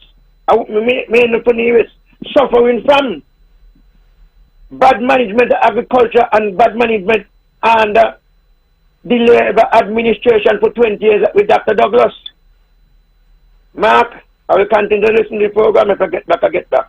May God bless Sinkit News. Okay. And good night to Healy over there in Stony Grove. Good night to Mortlin, a lady who used to be my customers. buy all 10 bag of sweet potatoes back in the 90s. And good night to my friend Gaspri. Good night, Gaspri. And good night to Motley. I mean, your Motley and Colin Archibald. I just want to pick up all those my good friend them, you know. Okay. All right, Okay, brother. Mark, Thank you very much. All right. Yes, sir. So I got a message on Facebook. I was watching while you were talking. I was looking at some of the messages that are coming in on social media. I'm not sure what's happening. It says that the show was live, so it looks like we might have lost the live. But in any event, the gentleman asked me to say to you that Bath United football team is going to Antigua, and they're really asking for the support of the community. For those who want to make a donation, please, Bath United football team will certainly appreciate it. I intend to make my donation, and I'm hopeful that others will do likewise. Let me also advertise that the usual Whit Monday medical fundraiser is happening on May 25th. That is at the main road in Brickhill. They're going to do breakfast from 6 to 10 a.m., brunch from 10 to 12 p.m., lunch from 12 to 4 p.m., and then dinner, sunset menu from 4 p.m. So you could go there all day and eat all day. And they have a lot of entertainment. New Vibes Band, Grandmasters, DJ Wet Dot, DJ Lalbo, DJ Simba, Destiny Band, Itebulous, X-Man. All of them are going to be there at the Brickhill Main Road on Whit Monday. And this is a medical fundraiser. It is organized by a number of different individuals. I know the Honorable Alexis Jeffers is involved as well. And this is really something that they try to do to help people in the community who need medical attention. And they have done quite a good job at it to date. So I ask you to go out and support. So we have drag racing, we have the Whit Monday Affair in Brickhill, and we have Masters Cricket. A lot happening in Nevis. Let's go back to the phones. We have about 20 minutes left. Good evening, you're on the mark. Good evening, Mr. Brantley. Good evening to you. I would like to make an announcement Yes, sure. to the general public that Nevis Blind, Light and Visually Impaired Society will not be having any lunch this month. I want to say thanks to Evelyn Drugstore for their continued support in letting us get our donations collected here for persons in the public when they go to shop. Thank them very much. Persons with their scholarship, they will be taken care of in July, and we'll get in touch with them. Thank you very much. Okay, well, thank you as well, and most appreciated. All right, let's stick with the phones, and I think you always want to support the work that you're doing, my friend. You do excellent work, and you've always been willing to call in and to advertise, and you've been a very good spokesperson for the organization that you're part of that assists people with visual and light impairment. And so I think that that has really been of benefit. And it goes back to what we were saying. He is someone who herself is visually impaired, and she is out there championing, calling in the radio, being a part of the mix, doing what she needs to do to assist. And I think that that's what we really want from our people, is just step up, step forward. We're not saying that everybody has all the answers, but if together we can have the necessary conversations, we can find the answers. We can find the answers instead of one person saying, I propose this, and the next person cussing them. We can do better. Let's go back to the phones. 16 minutes to the hour. Good evening, you're on the mark. Hello? Okay, we've lost that caller. Callers, please call in 469-1616, 469-1700. Those are the numbers to call to be a part of the show. I want to make another announcement because I think the Honorable Spencer Brand had sent something that I want to see if I can find. But he's doing his usual white goods cleanup. This is something where our colleagues do it from time to time in the various constituencies, and can't quite find it. Minister Brand, I don't know if you're listening. You can call in and tell the people of St. Paul's about your cleanup, but I'm not finding the information on my phone. I do apologize for that, but I do know that Mr. Brand is doing his cleanup, white goods cleanup for the good people of St. Paul's, and so get your white goods together. They'll come and take them away for you. Quarter to the hour. Let's go back to the phones. Good evening, you're on the mark. Hello? Hello. Yes, you're on the mark. Go ahead. Good evening. I'm trying to find out where the Premier said you could get the t-shirts from. The shirts from? Yeah. Yeah, there will be. I don't think they're available yet, but when they do become available, they'll be available at the NTA, the Nevis Tourism Authority, right there in town. Okay. Okay? Okay. All Thank you. right. Thank you. Thank you. Bye. We're taking your calls, ladies and gentlemen, and the numbers again are 869-469-1616 and 869-469-1700. We only have 15 minutes left, and so if you have something to say, you're more than welcome to call in and say so. So, at Brick Hill, on Monday, there is the big event there, which is a medical fundraiser, a great event put on by the community there in St. James. We have drag racing that's happening at the drag strip. We've done some work at the drag strip to improve it, and we have cars, I'm told, coming in from all across the region. So it looks like it's going to be massive. I'm just asking everybody to be safe. And then we also have Masters Cricket happening here, largely concentrated in Brownhill and the ETW Park. So for those cricket fans who want to take in some cricket, there's also that available to you. There'll be a huge choice of activities in Nevis for this WIT weekend, and we encourage one and all to go out and enjoy themselves, but to do so responsibly. That's very important. Good. So let's take this call then. Phones are ringing. Good evening, caller. You're on the mark. Hello.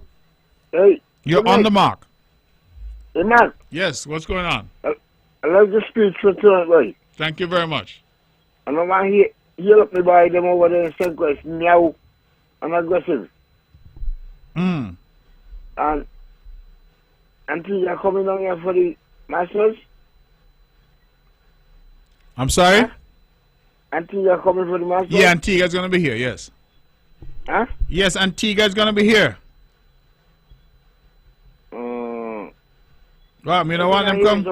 Huh? Anyway, I like the speech tonight. Thanks a million, man. I appreciate it. Yeah. All the best. Okay, thank you. Let me just say to the call and to others, for the Masters, Antigua is going to be here, St. Croix, St. Kitts, Anguilla, St. Martin, Nevis, of course, St. Thomas as well. So St. Thomas and St. Croix, St. Martin, St. Kitts, Nevis, Anguilla, and Antigua. I don't see Montserrat. But those islands that I've called out are going to be here. So let's go back to the phones and continue to take the calls. Good evening, yeah, caller. Mark, Megan, Mark, yes. As a legal professional, right? Yes. If you have a case, right, and you take it to a lawyer, and that lawyer take your case and try to trick you. Now, let me say this, that I give this lawyer this case. It was 2021. I went to him with a case, and I went to him with the case. And that time the COVID was on, and went to him. Now the case was to call 2021. I went to him. He called me, tell me that do not go in the courthouse, because I ain't had the experience about courts, because I was the only one time ever go in the courts and had a case. And I went in the office back. He tell me the case control on Zoom. So I in the office now, and he's setting up, hitting them with the clients, the people in the office to transfer over to the courthouse. Well, long after I see nothing working out, that was in the Sound Complex. He tell me that we go down the courts. Went down the courts. When we went down the courts, the case done try. He got in there to confront the magistrate to tell the magistrate whatever, wherever. Because he think it was a case to try upon Zoom and all these things and wherever. And, well, the magistrate said, calling him by name, the case done try, and he can't do nothing more, the case done try, the back and wherever. Well, I went back to him and demand my money. And he decided he ain't going to give me my money. He decided this and that, going around the bush with me. Like he worked chick pan me then. He worked a chick pan me with the guy, and maybe the same guy who do the praises for the damage and whatever. And he ain't give me back my money, he ain't getting. So I want to ask you that if nowhere I could go with the legal place to challenge that lawyer for my money. What do you mean for your money? For a refund?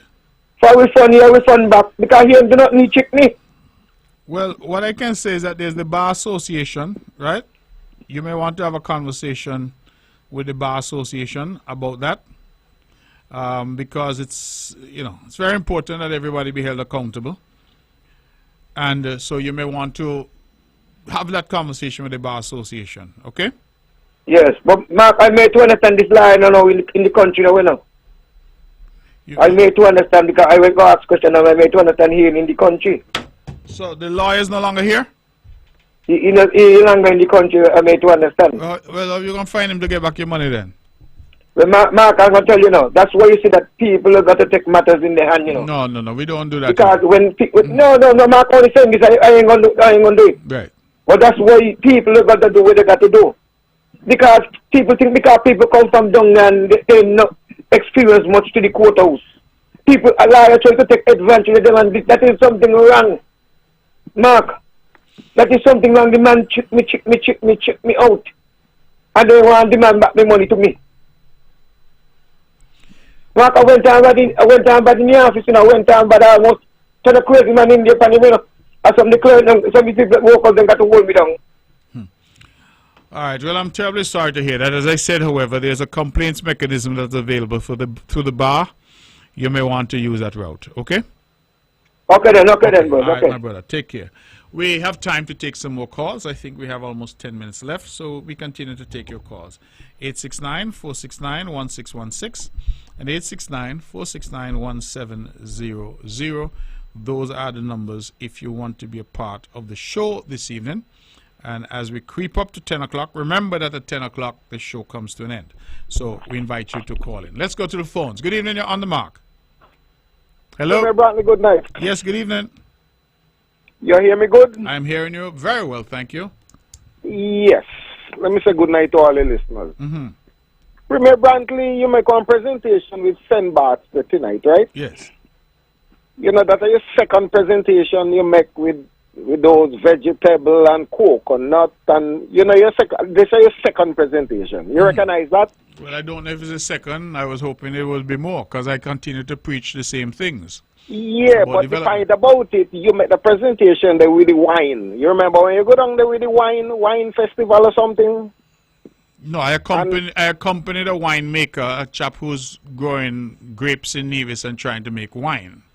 We were there for he introduced his product to St. Barts. Right. So I spoke about while that. You do that, you make the same presentation with the vegetables, the coconut and so forth, and so on, the mango and so. Okay, good. So I made it before. I've reiterated and repeated it. Yes. Tell me. The question is, why you do, since that, because I'm on like a good while now, why you do, since that, for drive, why you say tonight?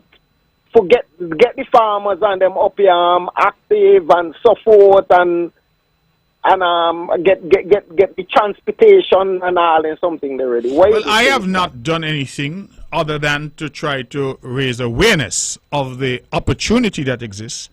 I believe that, as I've said, if you hear that there's opportunity, then you don't need to wait on anybody to try and access that opportunity. If you hear that there are jobs over there on the construction site, you don't need somebody to tell you to go. May say you go and you assess the something. So why you do this? I may ask. Why you know? I have just answered you. I have just caller. I have just answered you. I have said to you that I have not done anything specific other than to raise awareness of the opportunity.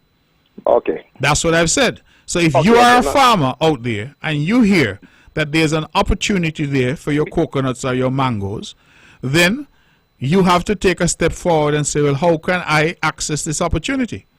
Okay, me get me answer. Okay, let me ask you one quick question before the time run out.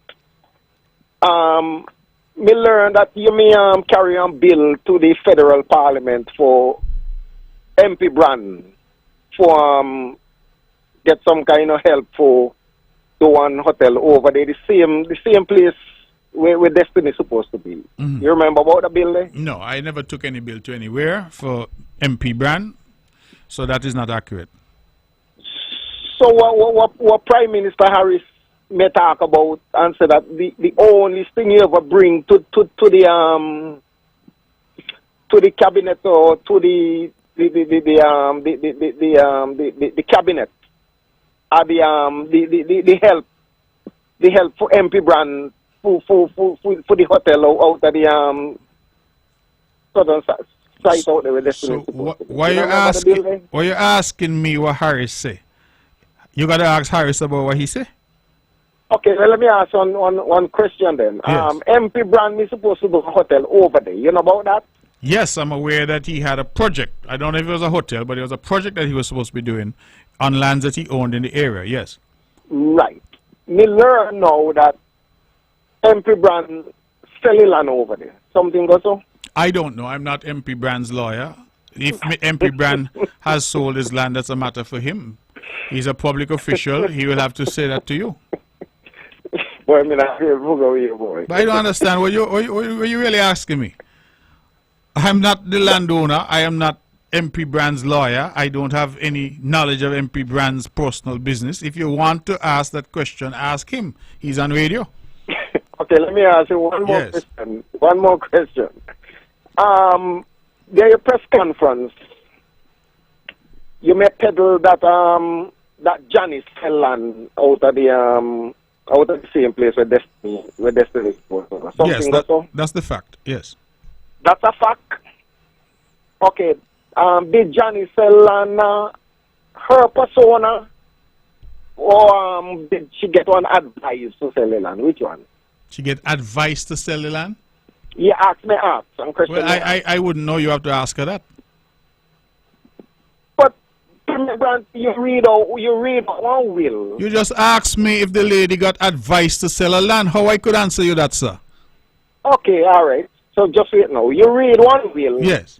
And say that when the land is sold, give Janice this.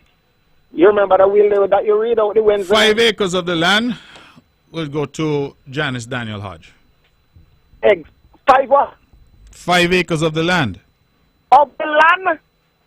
Yes. And that's what you read tonight. So what are you reading tonight then? No. You read when the land is sold. Yes. Give Janice that. Give her what? Give the reward. The reward. What is the reward? What is the reward? You seem to have a... The reward is not the reward, no me land. The reward me supposed to be monetary. And what the money was for? No. What the money was for mango? No. Premier Brantley. No, I'm asking you a question. Was the money for mango? Well, the money for mango or not, that is not the point. The point is, you know, me supposed to get no land. You know, read the night to us that Janice will get 5 acres of land. Caller, what is the point you're making? The point that me make is that the will, according to what you read, Janice never owned the land over there. Caller? Yes. I said, and what you read, you know. Caller, go ahead. Some matters I suggest you leave alone, yeah? Go ahead to the next topic. No. Stop peddle that there, Premier Brantley. Stop peddle what, caller? You mislead. The public. Caller, if you don't understand how land and how things work, then don't call in the radio to argue with me. Okay? Premier Brantley. Do not call in to argue with me if you don't have no understanding of how land works. And I'm telling you, based on what you're saying, you really are out of the park right now. Okay? Premier Brantley. So leave that alone. You did not read. Caller, the banner struck up. The banner struck up. Caller, the banner struck up. We have to go. Caller, the banner struck up. We have to go. So you forget about that, because this spinning that y'all keep doing will not erase the facts of the matter. Okay?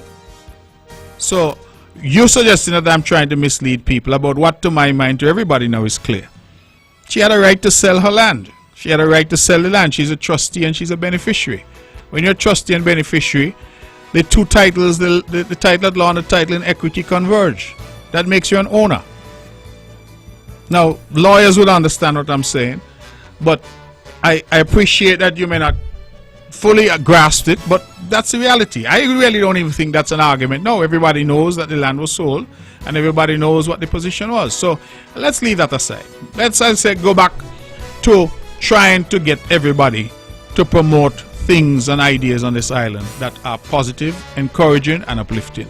That's our show. The banner struck up. It means I have to go. Ladies and gentlemen, thank you for listening. I apologize to those online.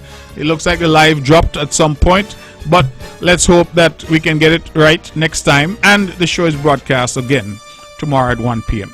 This weekend, a big weekend: Masters cricket, drag racing, major cleanup for white goods in Charlestown by Minister Brand, and of course the big fundraiser, medical fundraiser put on every year, the Honorable Alexis Jefferson Friends right there at Brick Hill. And so we look forward to everyone coming out and having safe, clean fun. That's our show. Thank you, good night, and God bless you.